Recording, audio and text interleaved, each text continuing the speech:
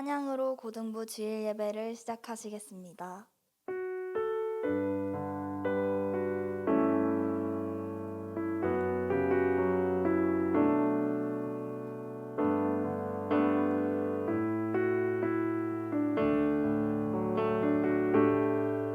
오직 주의 사랑에 매여 내 영 기뻐 노래합니다. 이 소망의 언덕 기쁨의 땅에서 주께 사랑 드립니다. 오직 주의 임재 안에 갇혀 내 영 기뻐 찬양합니다.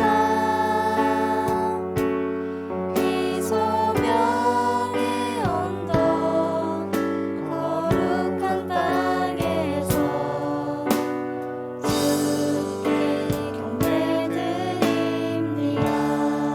오직 주의 사랑에 매여 오직 주의 사랑에 매여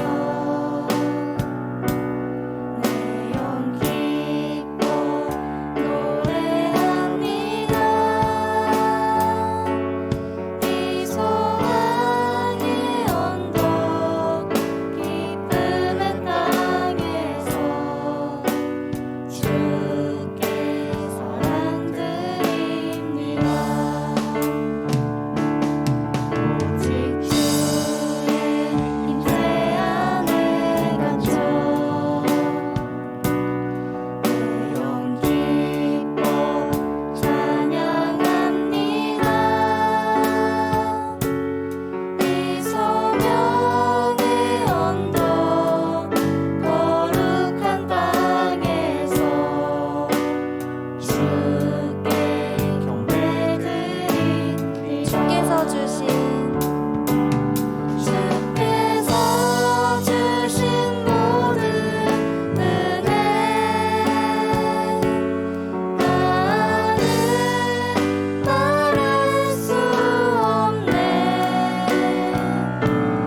내 영혼 즐거이 주 따르렵니다.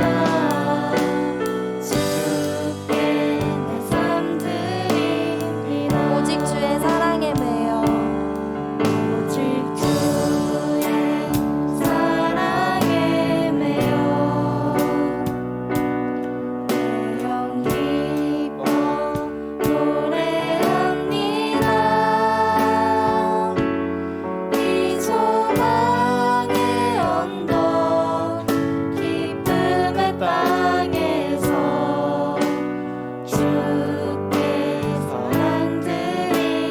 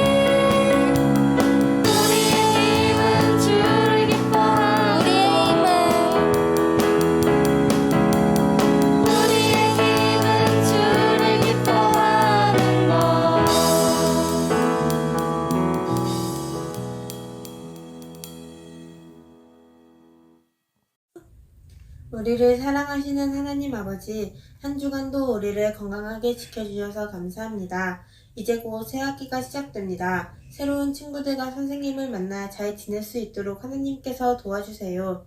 한 주 동안 하나님 말씀 안 듣고 잘못한 일이 있으면 회개하는 기도마다 용서해 주세요.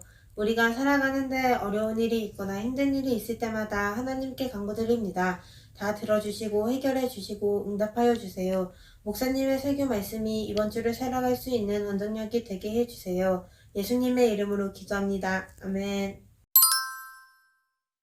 오늘 우리에게 주신 하나님의 말씀은 구약의 한 절, 신약의 한 절입니다. 구약은 119편 67절이고요. 신약은 베드로전서 4장 13절 말씀입니다. 시편 119편 67절, 베드로전서 4장 13절 말씀을 제가 읽도록 하겠습니다. 먼저 시편의 말씀입니다.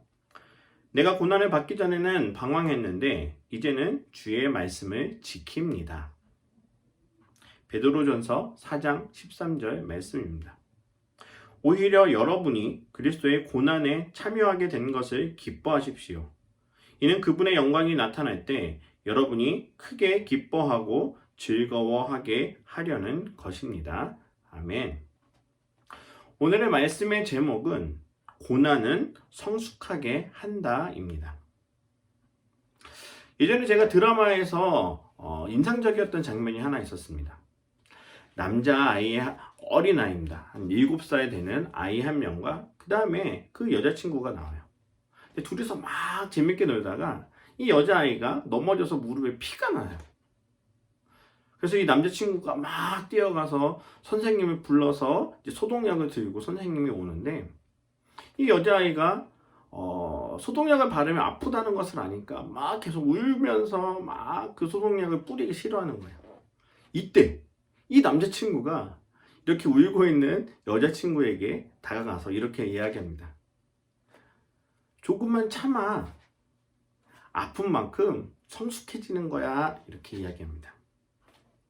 여러분, 이게 어떻게 보면은 아이가 하는 말이 물론 드라마라서 이것이 요 또래 아이들이 할 만한 말인가 이런 생각이 들 수도 있지만 그게 저는 되게 머리에 기억에 남았었어요. 오랜 시간이 지났지만 어떻게 보면 이 이야기가 굉장히 큰 의미가 있는 것 같아요. 마치 어린아이지만 이 세상의 큰 진리를 깨달은 마치 어른처럼 그런 이야기를 한 것을 기억이 나고 있습니다. 자, 그런데 많은 사람들이요 인생 가운데 고난을 경험해요. 그런데 이 고난을 어떻게 좋은 쪽으로 극복하는 사람과 나쁜 쪽으로 극복하는 사람이 있습니다. 그 정신과 전문 의사인 에릭 린드맨이라는 박사가 위기를 당한 사람들을 상대로 조사를 했대요. 병든 사람, 사업에 실패한 사람, 아니면 사회적으로 어려움 당한 사람들, 다양한 부류의 그 고난을 당한 사람들을 가지고 이제 연구를 했는데 위기를 당한 사람들의 85%가 10명 중에 거의 한 8명에서 9명 정도가 그 위기가 결국에는 축복이 되었다라는 연구 결과를 발표한 적이 있습니다. 왜 이렇게 위기를 축복으로 여기느냐라고 그 이유를 물어봤더니 그 위기 때문에 자신들이 그 이전에 가졌던 나쁜 습관들을 고치고 또 깨닫게 되었고 오히려 그것이 새로운 인생의 그런 모습으로 좋은 쪽으로 바뀌게 되는 계기가 되었다라고 고백했다고 합니다. 여러분, 우리가 고난을 당할 때 어떤 모습으로 고난을 다루는가가 우리에게 굉장히 중요한 것입니다. 오늘 말씀을 통해서 이 고난을 함께 고난에 대해서 어떻게 우리가 그것을 대처해야 하는지 그것을 함께 두 가지를 통해서 나누려고 합니다. 자, 첫 번째는 한번 따라해 볼까요? 고난은 우리를 반성하게 해줍니다. 우리를 뭐하게 한다고요? 반성하게 해줍니다. 여러분, 사람은요 어려움을 당할 때 정신을 차립니다. 여러분, 우리가 시험을 평상시에 그렇게 공부해라 이렇게 해도 공부 안 하는 친구가 언제 정신을 차리느냐? 시험을 봤는데 시험 결과가 좋지 않았을 때, 아, 그제서야 내가 공부를 안 했구나 하면서 공부를 열심히 해야겠다, 이렇게 정신을 차리게 되죠. 우리가 힘들고 어려운 그런 일을 당하게 되면은 내가 이전에 하지 못했던 잘못된 것들을 바로 깨닫고 알아가게 된다라는 것입니다. 여러분, 신앙도 마찬가지예요. 우리가 평상시에는 우리가 얼마나 잘못하고 있는지를 몰라요. 그런데 우리에게 어려운 일이 닥치게 되면은 그때 우리가 잘못한 것, 또 하나님께 죄를 지었던 것, 또 그 다음에 불순종했던 것을 깨달아 알게 된다라는 것입니다. 여러분, 그런데 고난이 꼭 잘못된 것과 연결된 것만은 아니에요. 아무런 이유 없이 오는 고난도 있습니다. 그런데 이런 고난은 하나님께서 나에게 축복을 주기 위한 과정이라고 생각하면 위로가 된다라는 거예요. 신약 성경에 보면은 히브리서 12장 11절에 이와 같은 말씀이 있습니다. 모든 연단이 당시에는 즐거움이 아니라 괴로움으로 보이지만 나중에는 그것을 통해 연단된 사람들에게 의로운 평화의 열매를 맺게 합니다. 아멘. 여러분, 고난을 당한 사람들에게 이와 같이 의의 열매가 나타나고 또 그 사람을 통해서 또 변화가 나타나며 또 더 좋은 역사들, 더 좋은 일들이 일어나게 된다라는 것입니다. 여러분, 나비 아시죠? 여러분들 다 나비 아실 거예요. 나비가 정말 애벌레가 나비가 되기 위해서는 여러 가지 과정이 필요합니다.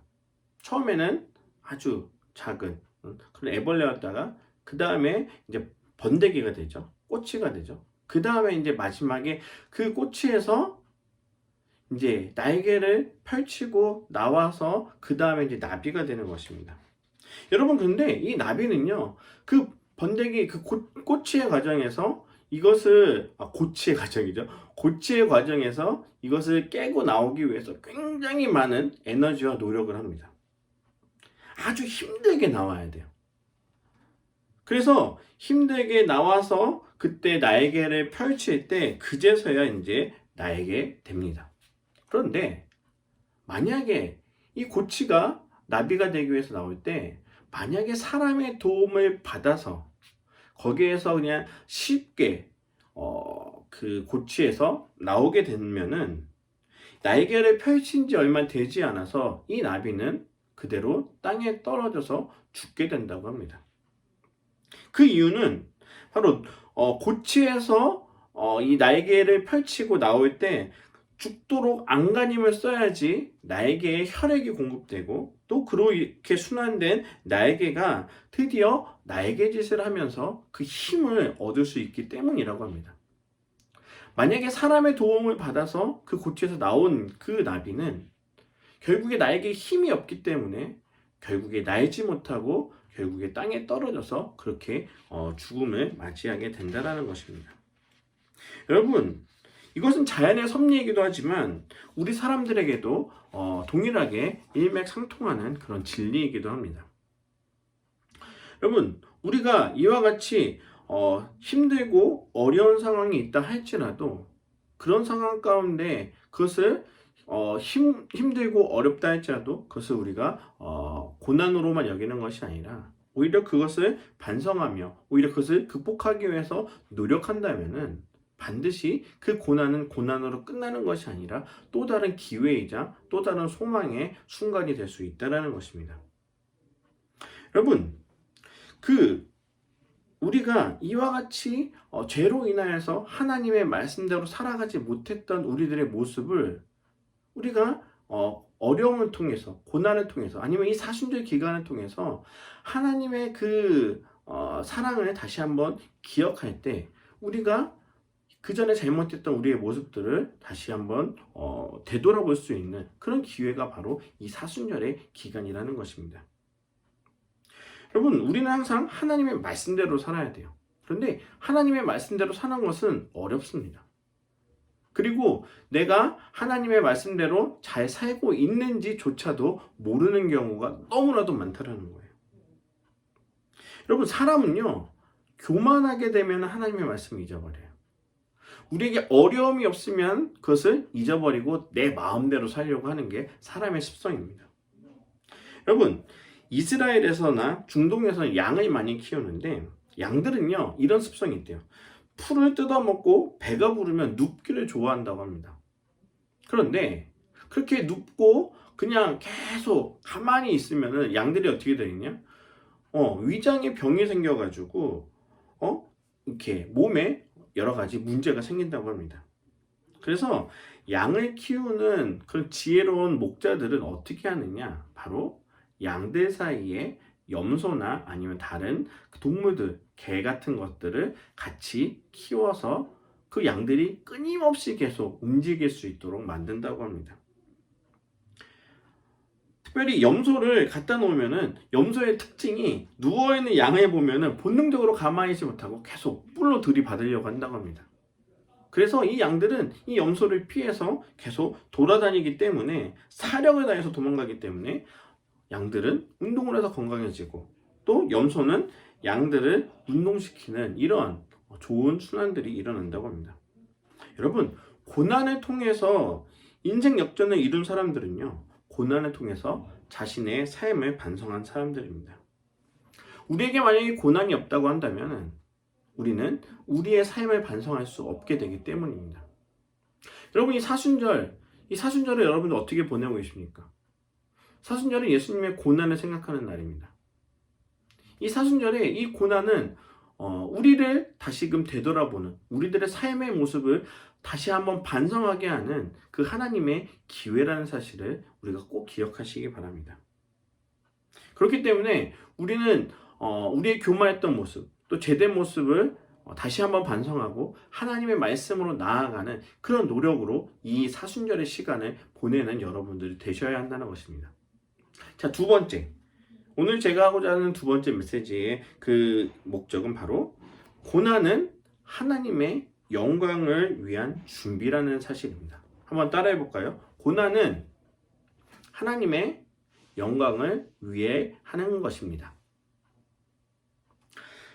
여러분, 오늘 말씀 베드로전서 4장 13절에는 이렇게 나와 있습니다. 그리스도의 고난에 참여하게 된 것을 기뻐하십시오. 이는 그분의 영광이 나타날 때 여러분이 크게 기뻐하고 즐거워하게 하려는 것입니다. 라고 하나님의 말씀이 기록되어 있습니다. 여러분, 가끔 신앙생활 한 지 얼마 안 된 친구들이 이런 질문을 할 수 있을 거예요. 야, 사랑의 하나님인데 왜 우리들에게 이렇게 힘든 고통을 주시는 거야? 그리고 때로는 내 자신도 나에게 하나님을 열심히 믿는다 하더라도 나에게 어려운 일이 닥치고 고난이 닥치면은 하나님을 원망하고 내 자신의 처지에 대해서 불평하는 그런 친구들도 있을 것입니다. 그러나 분명한 것은 이 고난은요, 하나님이 우리에게 주시는 하나님의 사랑의 표현이라는 것을 기억하시기 바랍니다. 물론 내 자신의 잘못으로 인해서 오는 고난이나 또 고통이라면 누구를 원망할 수 있겠지만 고난이 올 때 그래도 하나님이 나를 사랑하시는구나라는 그런 마음을 가질 필요가 있다는 것입니다. 여러분, 오늘 베드로전서 4장 13절의 말씀의 핵심은 그거예요. 예수님께서 고난을 당하셨던 것처럼 우리가 그리스도의 고난에 동참하는 것이 바로 우리의 신앙에 유익하고 또 하나님의 영광을 위한 길이라는 것을 다시 한번 이야기해 주고 있는 것입니다. 여러분, 아까도 양에 대한 이야기를 했지만 양은 이런 습성이 있다고 합니다. 털이 많잖아요, 양은. 그래서 이 털들이 많을 때 이렇게 가까이 붙어 있으면 땀이 많이 날 텐데 이 양들은요, 참 신기한 게 여름에는 그렇게 더운데도 같이 붙어 있는다고 합니다. 겨울에는 추울 거 아니에요. 그런데 신기한 거는 겨울에는 붙어 있지 않고 오히려 혼자 있는다고 합니다. 그래서 이 양들이 자신의 털만 믿고 혼자서 이렇게 있으면은 결국에 얼어서 죽는 경우들이 종종 있다고 해요. 그래서 이 목자들은 어떻게 하느냐, 이 양들을 겨울에 털을 이렇게 다 깎아준다고 합니다. 이해가 안 되죠? 근데 왜 그렇게 겨울에 털을 깎느냐? 양들이 털을 깎으면 어떻게 돼요? 추울 거 아니에요. 그렇게 추우니까 서로 붙어 있으려고 한다는 겁니다. 그래서 양들을 그렇게 서로 붙어 있으면 결국에 얼어 죽지 않고 계속해서 건강하게 잘 자랄 수 있기 때문에 겨울에 이렇게 양들을 털을 깎아준다라고 해요. 어떻게 보면 우리가 보기에는 어떻게 잔인하게 겨울에 동물 학대하는 거 아니야? 이렇게 생각할 수 있는데 그 양들에게는 그것이 힘들고 어려운 시기인 것처럼 보이지만 그런 과정을 통해야지만 오히려 그들이 살아날 수 있는 그런 올바른 생명의 삶을 살아가게 된다는 것입니다. 여러분, 우리에게 이와 같이 적정한 고난이 우리가 알지 못했던 것을 깨닫게 하시는 하나님의 놀라운 사랑이자 하나님의 영광을 위한 것임을 여러분들 꼭 기억하시기 바랍니다. 여러분, 예수님의 고난도 우리가 생각하기에는 이해가 안 되는 고난이죠. 왜냐하면 하나님의 아들이신데 굳이 왜 그렇게 인간의 모습으로 오셔서 십자가에서 그 고통스러운 그런 고난을 왜 당하실까? 인간의 생각으로는 그것은 이해하기 어려운 고난입니다. 하지만 우리가 이해할 수 없었던 그 십자가의 고난은 어디에서 완성이 되느냐? 예수님께서 십자가에서 고난을 당하시고 돌아가시지만 다시금 3일 만에 부활하시는 그 소망으로 인하여서 예수님의 그 고난의 그 진정한 의미는 완성된다는 것입니다.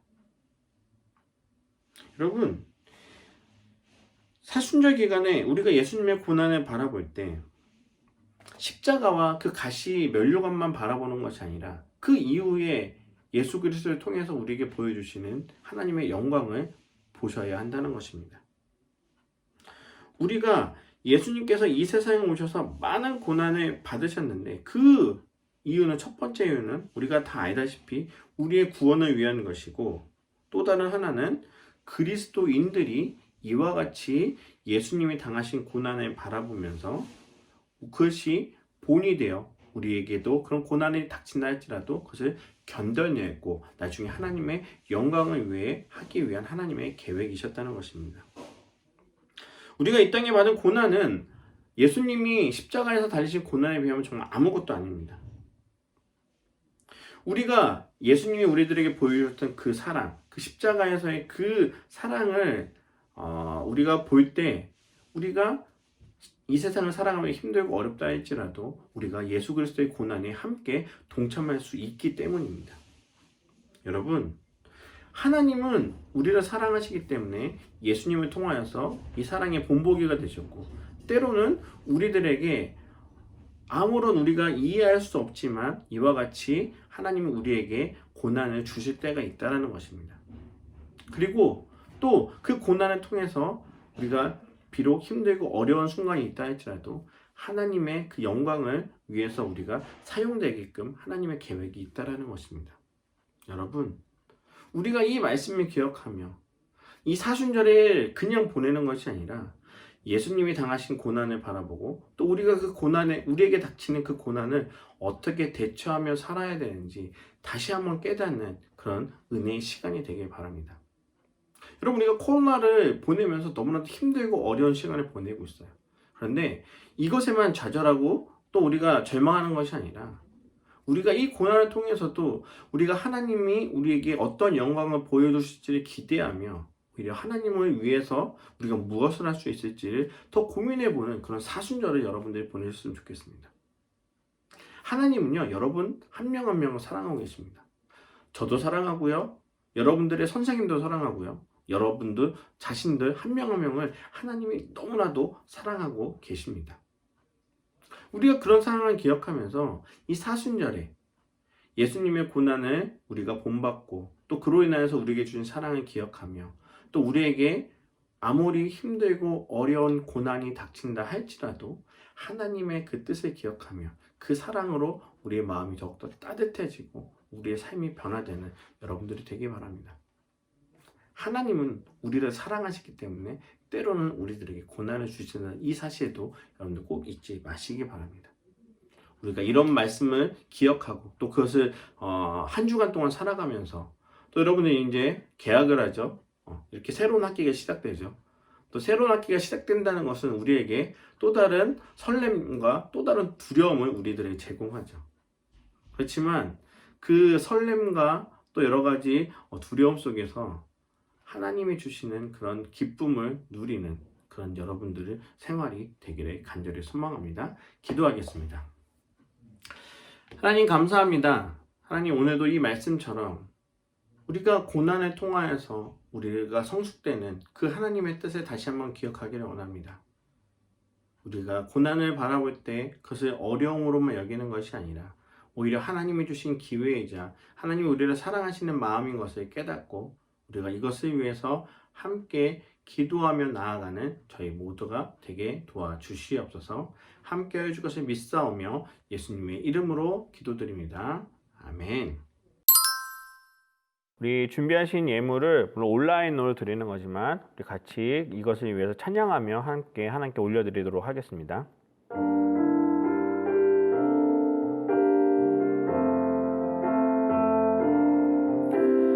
나의 생명을 드리니 주 영광 위하여 사용하옵소서. 내가 사는 날 동안에 주를 찬양하며 기쁨의 제물 되리. 나를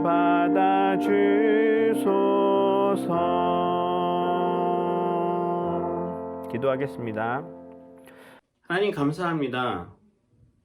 우리가 한 주간 동안 살아가면서 또 하나님의 마음을 기억하며 특별히 이번에는 수련회를 은혜 가운데 잘 마무리하게 하시고 또 우리의 마음 가운데 기쁨을 더하게 하시고 또 한 주간 동안 살아가며 우리가 이 사순절을 어떻게 보내야 될지를 다시 한번 깨닫고 또 그 주신 사랑을 기억하며 이 헌금을 하나님께 올려드립니다.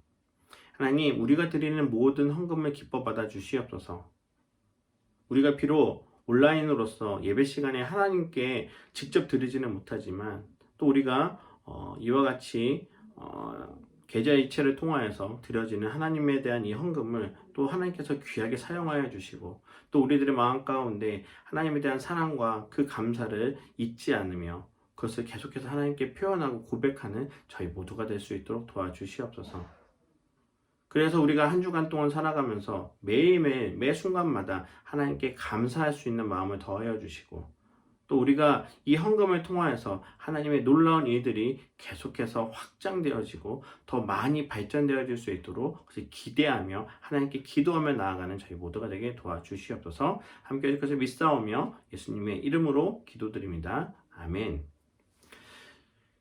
이제는 우리 주 예수 그리스도의 은혜와 하나님의 크신 사랑과 성령의 교통하심이 힘든 고난의 상황 가운데서도 또 사순절을 보내는 이 시간 가운데서 우리가 주님이 주신 그 사랑을 기억하며 주님의 그 뜻대로 그 사랑을 본받아 살아가기를 다짐하는 이 자리에 함께 모여 예배하는 모든 고등부의 학생들과 선생님들 위해 이제부터 영원토록 함께 하시기를 간절히 축원하옵나이다. 아멘.